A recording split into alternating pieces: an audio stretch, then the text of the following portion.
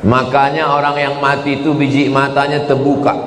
Semua orang yang mati biji matanya terbuka. Apa yang ditengok waktu mata terbuka? Assalamualaikum warahmatullahi wabarakatuh. Yang mau kita bahas subuh ini adalah perjalanan kita berikutnya. Kalau haus, minum. Kalau lapar, makan. Kalau kepanasan, hidupkan kipas, hidupkan AC. Kalau kedinginan, pakai jaket. Selalu ada langkah antisipasi. Nah, yang mau kita hadapi ke depan ini apa? Yang akan kita hadapi nanti adalah yang pertama, sakaratul maut. Apa yang perlu kita siapkan untuk sakaratul maut ini? Banyak orang menghadapi pensiun udah siap. Saya Pak Ustadz untuk pensiun ini udah saya siapkan 100 pintu kos-kosan Pak Ustadz. Banyak betul Pak, baru pintunya aja Pak Ustadz. Yakin betul dia malaikat maut itu datang setelah pensiun. Tidak salah, tak ada salahnya orang yang menyiapkan ruko, menyiapkan kos-kosan. Bagus, tidak salah. Itu ikhtiar. Tapi tak banyak yang mempersiapkan untuk sakaratul maut. Siap-siap untuk pensiun, belum tentu jadi. Belum tentu. Bisa jadi sebelum pensiun sudah mati. Tapi mati ini tidak kita siapkan pun pasti mati. Yang paling pasti dalam hidup ini adalah mati. Apa yang kita siapkan untuk sakaratul maut itu? A'udzubillahi minasyaitonir rajim. Innal ladzina qalu rabbuna Allah tsumma istaqamu. Orang yang selalu menyebut Allah kemudian dia istiqamah, tatanazzalu alaihimul malaikah, turunlah malaikat waktu dia mau sakaratul maut, waktu ruhnya mau keluar dari jasad, turun dua malaikat. Malaikat yang pertama berbisik, alla takhafu, jangan kau takut. Karena rupanya orang mau mati itu takut. Takut sakaratul maut, takut azab kubur, takut mungkar nakir, takut titian siratal mustaqim, takut hisab, takut neraka, takut. Maka datang malaikat membisikkan, alla takhafu, jangan kau takut. Perasaan yang kedua orang yang sakaratul maut itu, wala tahzanu, jangan sedih. Rupanya orang yang mau mati itu perasaannya sedih. Sedih meninggalkan rumah, sedih meninggalkan anak, sedih meninggalkan bini, sedih meninggalkan BPKB, STNK, surat tanah, akte notaris. Sedih. Apa kata malaikat? Wala tahzanu, jangan kau sedih. Takutnya hilang, sedihnya melayang. Waktu itu hatinya kosong. Ketika itu malaikat membisikkan yang ketiga. Apa kata malaikat? Wa abshiru bil jannati allati kuntum tu'adun. Berbahagialah engkau mendapatkan surga yang dijanjikan Allah Subhanahu wa taala. Mudah-mudahan kita termasuk yang mati husnul khatimah insyaallah. Apa syaratnya? Apa syaratnya supaya kita dapat macam yang disebutkan dalam ayat ini? Syaratnya kata Allah, qalu rabbuna Allah tsumma istaqam. Istiqamah menyebut Allah. Bisa subhanallah, bisa alhamdulillah, bisa Allahu akbar, bisa la haula wala quwata illa billah. Afdalul dzikri fa'lam annahu la ilaha illallah. Makanya orang kalau dia ikut tarekat Naqsabandiyah, zikirnya Allah Allah Allah Allah Allah Allah Allah Allah Allah Allah alladzina yadhkuruna Allah, orang yang menyebut Allah qiyaman, waktu tegak, wa qu'udan, waktu duduk, wa ala junubihim, waktu berbaring. Duduk, tegak, berbaring, selalu mengingat Allah. Itu makanya melihat wajah di cermin menyebut Allah. Allahumma kama hassanta khalqi fahassin khuluqi. Masuk masjid menyebut Allah. Allahumma ftahli abwaba rahmatik. Keluar masjid menyebut Allah. Allahumma inni as'aluka min fadlik. Masuk ke WC menyebut Allah. Allahumma inni a'udzubika minal khubuthi wal khaba'is. Mau tidur menyebut Allah. Bismika Allahumma ahya. Yang dibaca mau tertidur dia. Jadi kalau mau husnul khatimah, jangan berhenti menyebut Allah, Allah, Allah, subhanallah, walhamdulillah, la ilaha illallah, wallahu akbar. Macam mana sakitnya mati itu? Nabi Isra Mi'raj berjumpa dengan yang orang sudah mati beribu tahun. Sudah berapa lama kalian mati? Ribuan tahun. Macam mana rasanya mati itu? Macam kambing dikuliti hidup-hidup, macam mata kail pancing ditarik dari kulit yang basah, macam tebasan pedang beratus kali di tempat yang sama. Makanya kita selalu berdoa dalam doa selamat, Allahumma hawwin alaina fi sakaratil maut. Ringankan kami waktu sakaratul maut. Tulis di YouTube itu sakratul maut titik. Nampak nanti orang yang mati, pembawa acara TV mati, orang sedang pidato mati, yang paling banyak mati orang yang sedang angkat berat, rupanya tak tahan jantung itu mati, orang sedang jogging mati. Nah, jadi mati ini kapan saja bisa terjadi. Apakah orang yang mati semalam itu sehari sebelumnya sadar dia mau mati? Tidak. Tiba-tiba aja datang kematian itu. Waja'a, datang dia sakratul mauti bil haq. Dia datang tiba-tiba. Hari ini kita usap kepala anak yatim, besok pagi kepala anak kita diusap orang sebagai anak yatim. Hari ini saya bicara mati, bisa jadi belum selesai tausiah ini saya sudah mati. Maka jangan pernah takut cerita tentang mati, karena kita semua akan mati. Kita sekarang hidup, resiko hidup adalah mati. Takut hidup, takut mati, jangan hidup. Takut mati, jangan hidup. Takut hidup, mati saja. Karena ketika kita berani menghadapi hidup, berarti kita sudah berani menghadapi mati. Yang kita persiapkan itu adalah mati dengan husnul khatimah, insyaallah. Apa yang sering kita dengar, apa yang sering kita tengok, apa yang sering kita pikirkan, itulah yang akan datang waktu sakaratul maut.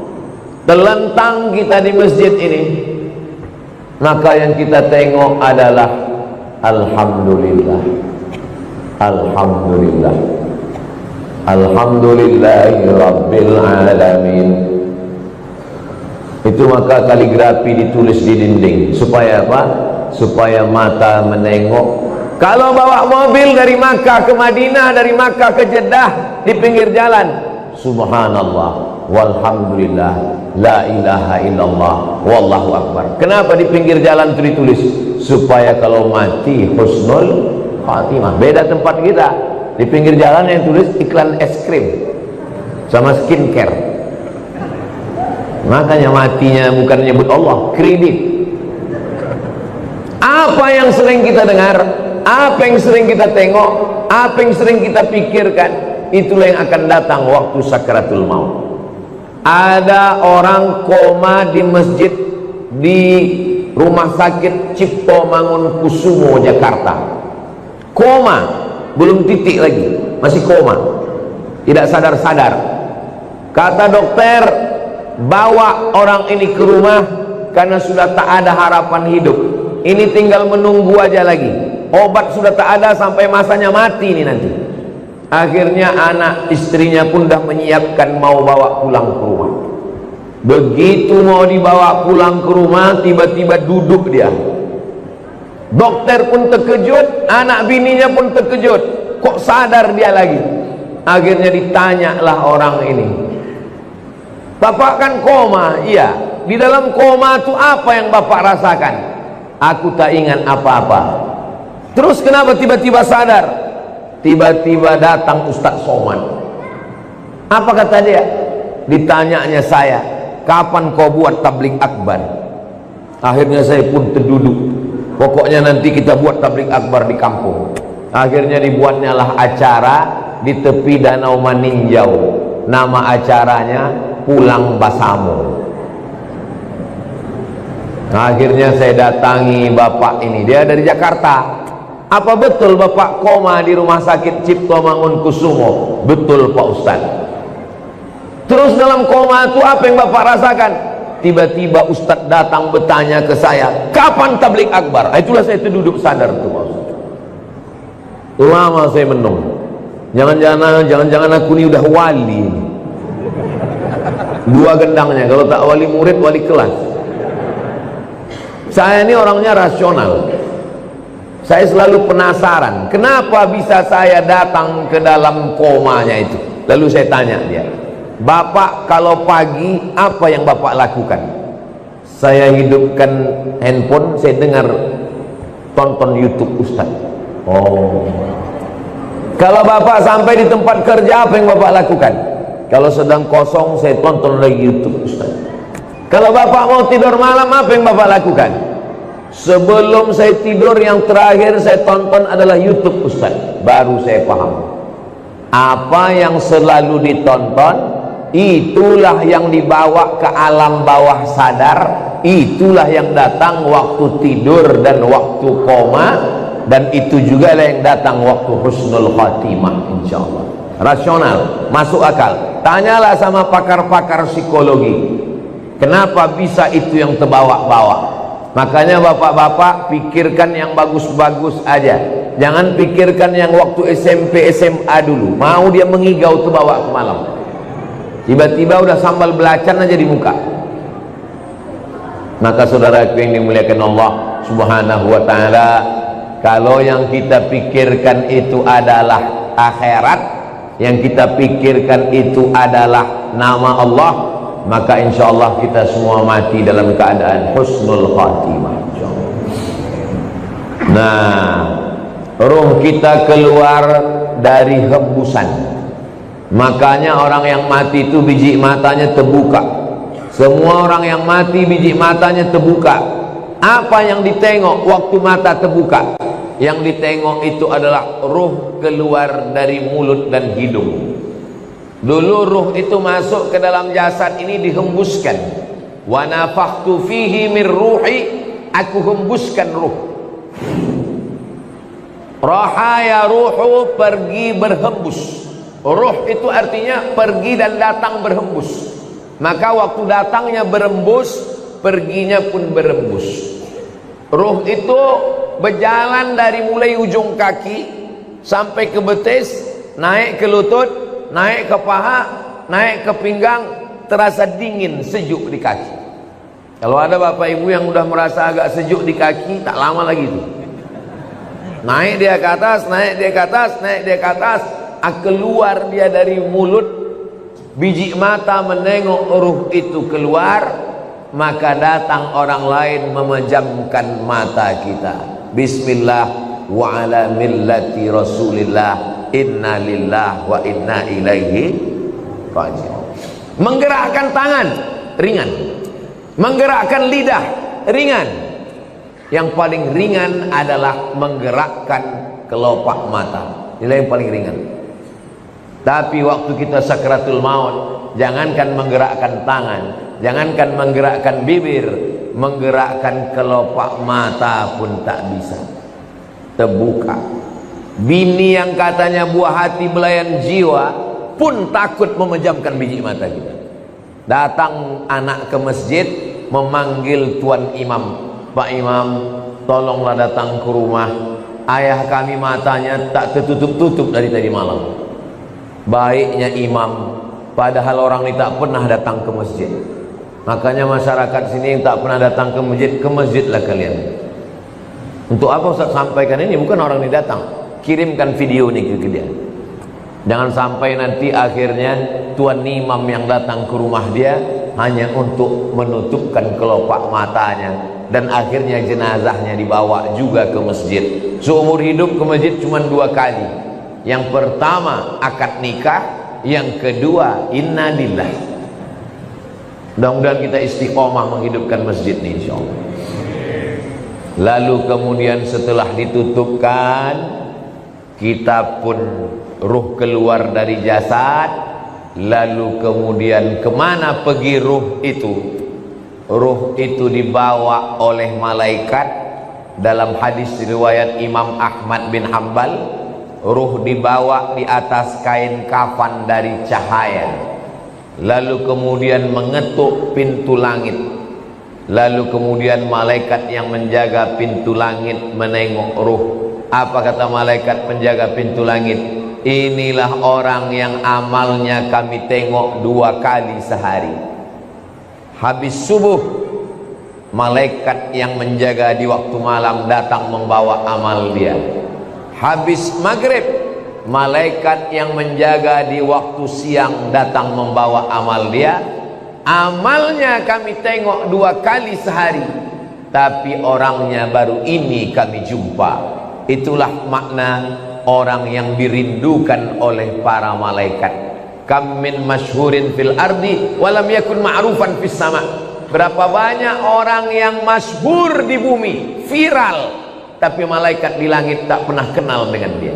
Tapi berapa banyak orang yang di dunia tak viral, tak dikenal orang, tak punya akun Facebook, Twitter, WhatsApp, tapi malaikat-malaikat penjaga pintu langit sudah lama merindukan dia, karena malaikat selalu membawa amal-amal dia. Mudah-mudahan amal-amal kita termasuk yang selalu lalu lalang di lalu lintas langit, dan orangnya masih di bumi, masyhur di bumi, masyhur juga di langit. Tak perlu masyhur di bumi, yang penting masyhur di antara malaikat penjaga pintu langit insyaallah. Amin ya rabbal. Ini malaikat yang ikut sholat subuh bersama kita ini, habis itu dia bawa amal kita. Lalu malaikat penjaga pintu langit menengok, oh amal si fulan tahajud tadi malam, amal si fulan sholat sunat hajat tadi malam, amal si fulan berzikir tadi malam, amal si fulan sholat subuh berjamaah. Amalnya ditengok malaikat tiap hari, tapi orangnya masih berjalan di atas muka bumi, sampai akhirnya kita pun mati. Lalu ruh itu dibawa oleh para malaikat. Kenapa ada orang yang waktu penutup mukanya dibuka tersenyum? Kata Ustaz Somad, mati itu sakit. Kenapa ada orang yang mati tersenyum? Karena sebelum dia mati, malaikat mengepakkan sayapnya, lalu di sayap itu dia sudah menengok tempatnya di surga. Begitu nampaknya tempatnya di surga, tersenyum dia. Saat dia tersenyum itulah malaikat mencabut nyawanya. Maka ada yang mengalahkan sakit. Yang mengalahkan sakit adalah menengok tempat di surga. Mudah-mudahan kita termasuk orang yang menengok tempat kita sebelum kita mati. Ustaz Somad sudah pernah menengok tempat Ustaz di surga. Saya jangankan menengok tempat di surga, menengok tempat parkir mobil pagi ini pun tak tahu saya. Karena menengok tempat di surga itu nanti ketika kita mau sakratul maut. Masa iya Pak Ustadz, sakitnya mati bisa dikalahkan? Itu logikanya begini, rasionalnya begini.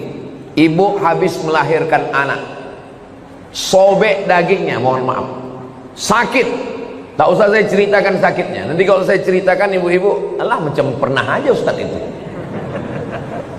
Ibu sedang terbujur sekarang di rumah sakit, baru saja disobek dokter kulitnya. koyak mengeluarkan bayi. Tak lama kemudian datang bidan membawakan bayi. Lalu ibu pun menggendong anak itu. Ibu senyum atau tidak? Senyum. Yang saya tanya, sakit atau tak sakit? Inilah hebatnya. Ibu yang saya tanya, bisa pula bapak itu merasakan sakit. Kan memang cinta sejati lah orang. Ibu itu baru saja melahirkan anak, nyawa taruhannya, koyak dagingnya, tapi menengok anak tersenyum dia. Begitulah mati itu. Sakit, tapi sakitnya kalah. Kenapa? Karena menengok tempat di surga, ditunjukkan Allah. Itu salah satu tanda husnul khatimah. Orang yang husnul khatimah itu irqul jabin. Irqul jabin, berkeringat jabin di atas kening atasnya. Kenapa? Kenapa orang yang mati husnul khatimah itu berkeringat di atas jabin ini? Karena malu. Biasanya orang kalau malu kan merah wajahnya karena tersipu malu. Maka orang yang meninggal menengok tempatnya di surga, malu dia karena amalnya tak seberapa. Aku amalku rasanya tak seberapa, kenapa besar kali balasan yang kau kasih ya Allah. Maka salah satu tandanya adalah irqul jabin, keluar macam keringat kecil di atas. Tapi jangan pula gara-gara ini biar supaya suami ibu disangka husnul khatimah, begitu mati langsung semprotkan air ke keningnya. Itu tak usah dibuat-buat, serahkan aja kepada Allah Subhanahu wa ta'ala. Ini yang saya sampaikan ini menurut hadis-hadis yang sahih, supaya kita bersiap-siap. Maka jangan lupa berzikir. Zikir ini banyak kali Pak Ustadz. Kata guru saya Syekh Umar Al-Ma'ruf Ali, dia keturunan dari Syekh Muhammad Tayyib. Syekh Muhammad Tayyib ini murid langsung dari Syekh Muhammad bin Abdul Karim Samman dari Madinah. Kata dia, Abdul Somad, kalau kau payah memilih-milih zikir yang banyak, kau amalkan aja 3. Yang pertama istighfar, yang kedua solawat, yang ketiga la ilaha illallah. Istighfar itu membersihkan cawannya. Ini cawan kotor, kalau dituang air zam-zam ikut jadi kotor. Bersihkan dulu, membersihkan cawannya dengan istighfar. Astaghfirullahaladzim, astaghfirullahaladzim, astaghfirullahaladzim, astaghfirullahaladzim, astaghfirullahaladzim. Bisa 100 bagus, bisa 200 bagus, bisa 1000 bagus. Setelah istighfar, baru kemudian wangikan dia, harum semerbak. Mewangikannya itu solawat. Allahumma salli ala Sayyidina Muhammad wa ala ali Sayyidina Muhammad. Allahumma salli ala Sayyidina Muhammad wa ala ali Sayyidina Muhammad. Setelah dia wangi, barulah kau tuangkan air. Airnya itu adalah afdalul dzikri fa'lam annahu la ilaha illallah. Ini masalah zikir ini, jangan karena mau ngejar cepat lalu bunyinya tak jelas.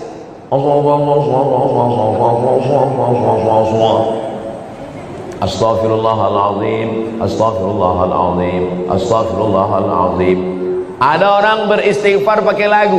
Astaghfirullah Rabbal baraya. Bagus, tak salah. Ada orang istighfar pakai suara. Astaghfirullahaladzim, astaghfirullahaladzim, astaghfirullahaladzim. Bagus. Saya Pak Ustadz lebih khusyuk kalau dalam hati. Bagus. Masalah berzikir ini, zikir kuat bagus.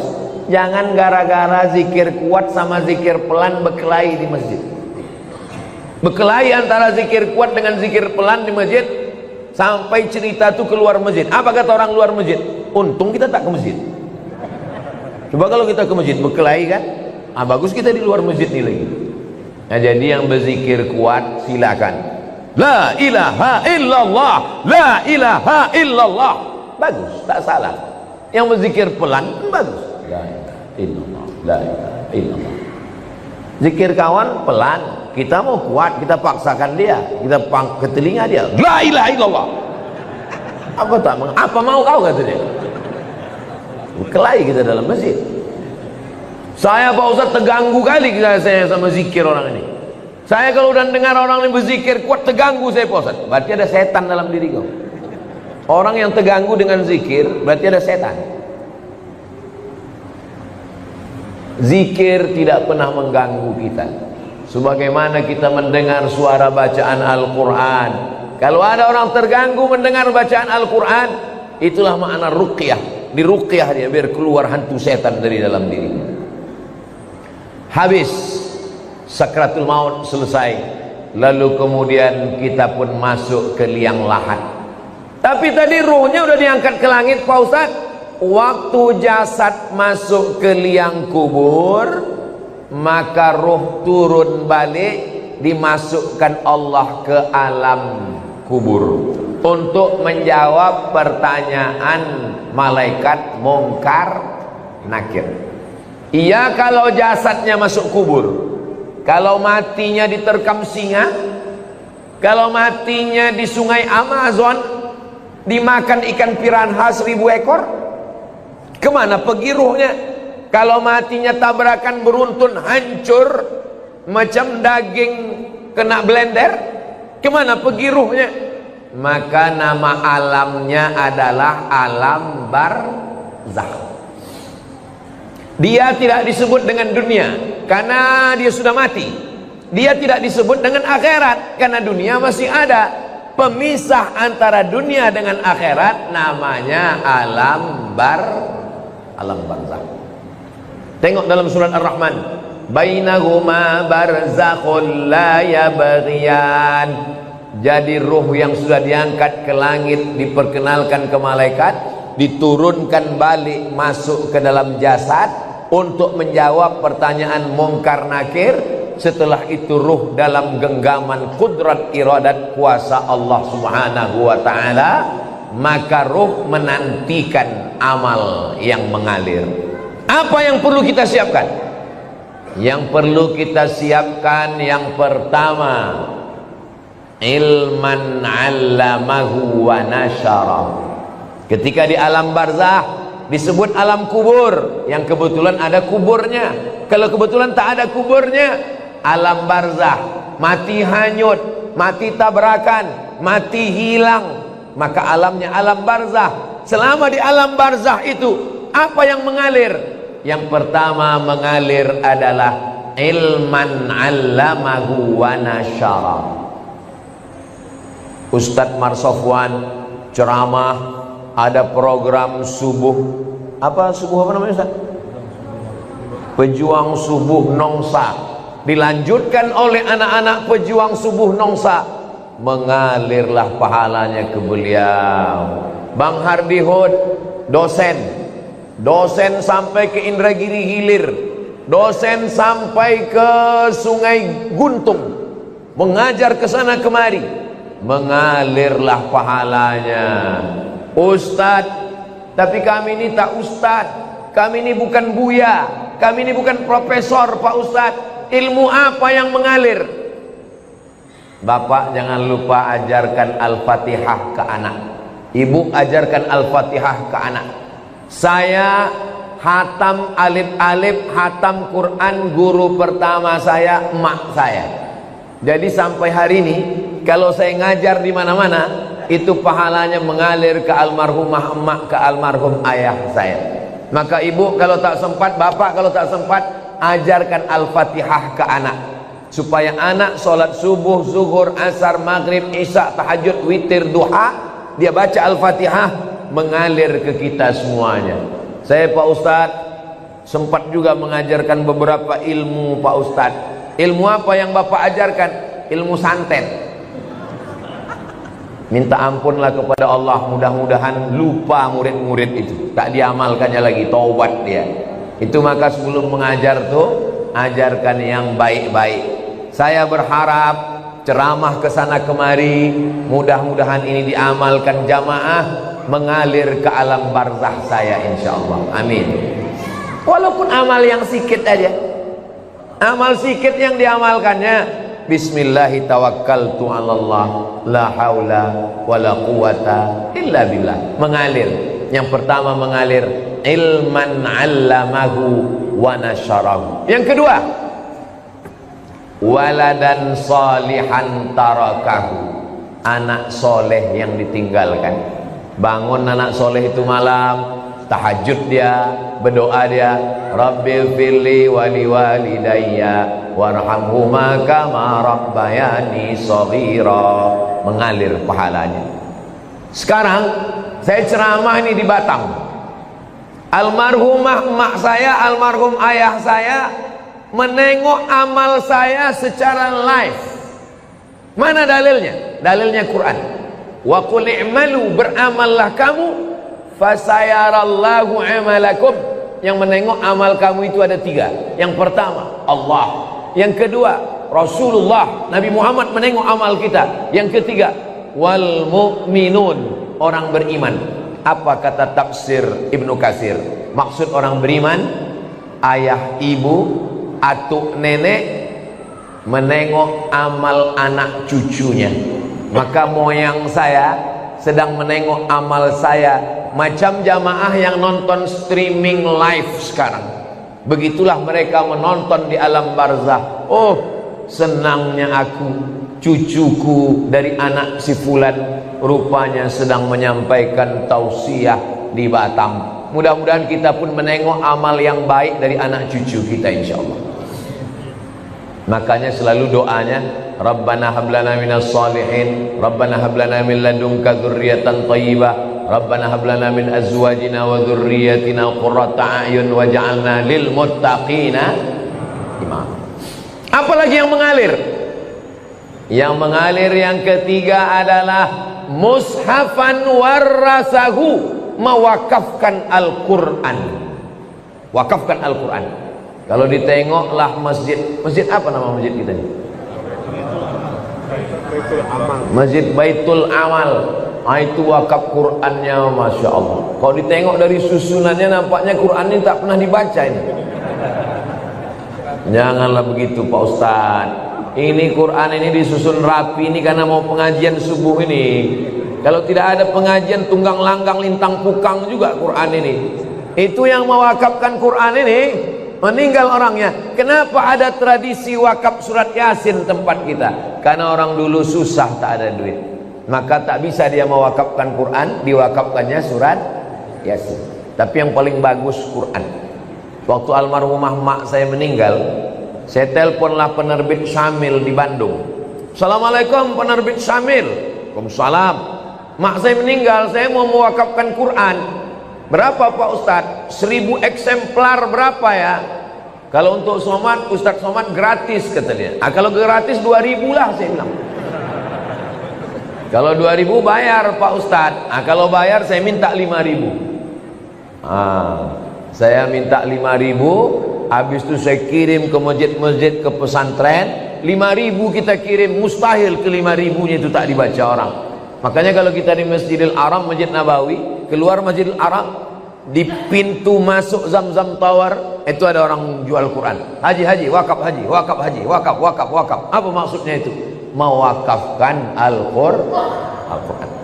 Tapi kata ulama, bukan cuma wakaf Quran, wakaf kitab fikih, wakaf kitab agama, wakaf kitab Riyadhus Shalihin, wakaf kitab, itu juga sampai kepada Allah, sampai disampaikan Allah kepada kita. Maka baca Quran ini supaya mengalir kepada orang yang mewakafkannya, insyaallah. Yang keempat, apalagi yang mengalir? Masjidan banahu, membangun masjid. Siapa yang mewakafkan tanah ini, yang mewakafkan masjid ini? Tak bisa saya membangun masjid utuh, satu masjid Pak Ustaz. Tak bisa membangun satu utuh masjid, isi aja kantong-kantong tua. Itu yang mengisi kantong tuh, itu mengalir. Yang tak mengisi, innalillah lah kalian. Duit yang disimpan di bank, ditabung 3 miliar, mati kita, Bapak. Kalau duit kita 3 miliar, mati kita, itu mereka udah siap untuk memakai. Yang mendapat warisan siapa? Istri dapat 1/4, Kalau tak ada anak. Kalau ada anak, 1/8. Anak laki-laki dapat 2 kali bagian anak perempuan. Habis. Mereka menunggu kita cuma 4 bulan 10 hari. Habis 4 bulan 10 hari, dia pun dipinang oleh brownies, berondong manis. Tapi duit yang dimasukkan ke kresek, ke kotak, inilah yang akan mengalir. Mohon maaf jangan tersinggung dengan cakap saya tadi. Maksud saya yang memasukkan duit secara cash. Tapi jamaah masjid Baitul Amal ini banyak juga tidak langsung masuk duit karena mereka pakai transfer banking. Nah, jadi dia langsung tit. Habis terkirim baru dia menangis. Bang ditanya, kok menangis kenapa? Teringat ceramah Ustaz Somad tadi? Tidak, salah ketik aku tadi. Rencanaku mau ngetik nolnya 5, rupanya terketik 6 pula. Kalau 5 kan 100.000, terketik 6 1.000.000. Padahal kalau mati tabungan ada 100 juta, yang terkirim 1 juta, mati yang dibawa yang 1 juta atau yang 99? Yang 1 juta itulah yang menolong. Itu kalau terketik 1 juta. Kalau termasukkan 2.000, sedang parkir aja sekarang udah 3.000, kencing 5.000. Apa yang kita siapkan untuk alam barzakh? Apalagi yang mengalir yang kelima? Yang kelima, baitan libnis sabil banahu, membangunkan rumah untuk ibnu sabil. Kalau zaman dulu ibnu sabil ini musafir yang putus belanja. Kalau zaman sekarang ada anak-anak dari pulau mau kuliah ke Batam, tapi untuk uang kos mahal, cari tanah kosong, bangunkan kos gratis untuk anak berprestasi. Itu sampai hari kiamat itu mengalir. Buatkan rumah, buatkan pondok pesantren, buatkan rumah Quran, buatkan asrama, buatkan kelas, mengalir sampai hari kiamat. Yang keenam, nahran ajrahu, mengalirkan air.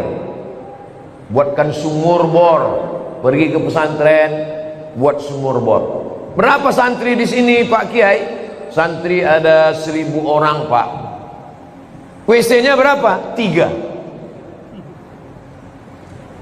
Buatkan WC, buatkan sumur bor, mandi anak-anak di situ, berwuduk dia, minum dia, mencuci dia, mengalir pahalanya.